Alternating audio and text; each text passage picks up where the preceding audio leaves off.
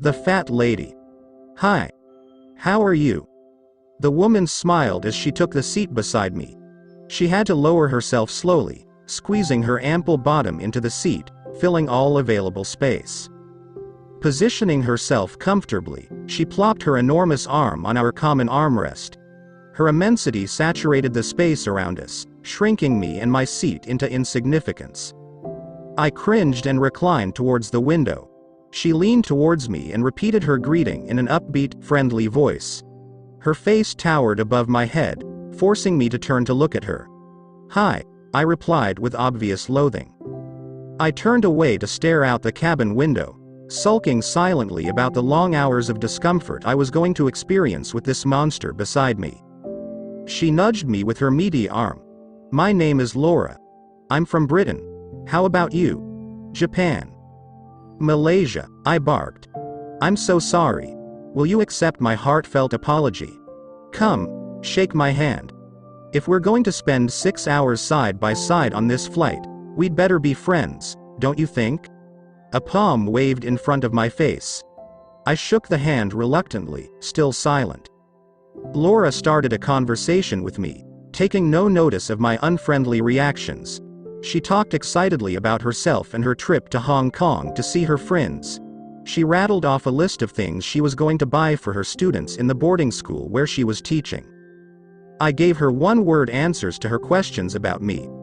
Unperturbed by my coldness, she nodded as she made appreciative comments to my answers. Her voice was warm and caring. She was considerate and obliging when we were served drinks and meals, making sure that I had room to maneuver in my seat. I don't want to clobber you with my elephant size, she said with utmost sincerity.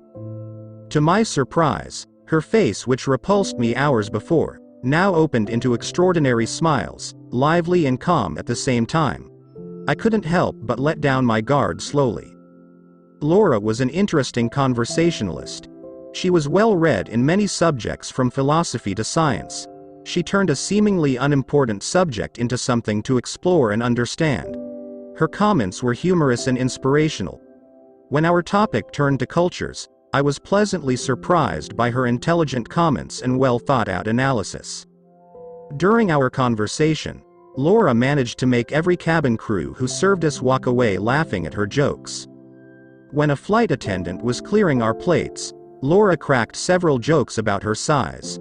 The flight attendant roared with laughter as she grabbed Laura's hand. You really make my day.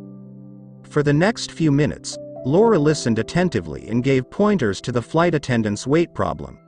The grateful attendant said before she rushed off, I've got to work. I'll come back later and talk to you about it. I asked Laura, have you ever thought about losing some weight? No, I've worked hard to get this way. Why would I want to give it up? You aren't worried about cardiovascular diseases that come with being overweight? Not at all. You only get the diseases if you're worried about your weight all the time. You see advertisements from slimming centers that say, liberate yourself from your extra baggage so that you are free to be yourself. It's rubbish.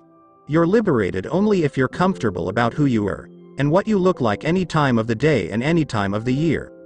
Why would I want to waste my time on slimming regimes when I have so many other important things to do and so many people to be friends with?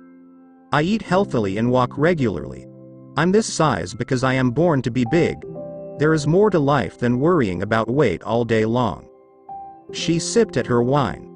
Besides, God gives me so much happiness that I need a bigger body to hold all of it. Why would I lose weight to lose my happiness? Taken aback by her reasoning, I chuckled. Laura continued. Folks often see me as a fat lady with big bosoms, big thighs and a big bottom that no man would even bother to cast a glance at. They see me as a slob. They think I'm lazy and have no willpower. They're wrong. She held up her glass to a passing flight attendant. More of this magnificent wine, please. She smiled sweetly at the attendant. Great service from your crew. May God bless all of you. She turned to me. I'm actually a slim person inside. I'm so full of energy that people won't be able to keep up with me. This extra flesh is here to slow me down, otherwise I'll be running everywhere chasing after men. Do men chase after you? I asked jokingly. Of course they do. I'm happily married, but men still keep proposing to me. Most of them have relationship problems and they need someone to confide in. For some reason, they like to talk to me. I think I should have been a counselor instead of a school teacher.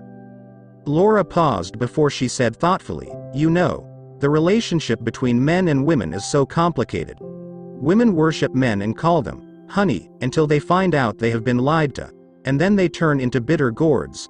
Men love women so much that they see them as their soulmates until they look at their credit card bills, and then women become devils with tridents." Laura's enthralling conversation had turned the flight into something thoroughly enjoyable. I was also fascinated by the way people were drawn to her. By the end of the flight, almost half the cabin crew was standing near the aisle by us, laughing and joking with Laura. The passengers around us joined in the merry-making too. Laura was the center of attention, filling the cabin with delightful warmth. When we waved goodbye to each other at the arrival lounge at Hong Kong's Kai Tak Airport, I watched her walking towards a big group of adoring adults and kids. Cheers sounded as the group hugged and kissed Laura. She turned around and winked at me. I was stunned, as the realization set in. Laura was the most beautiful woman I had ever met in my life.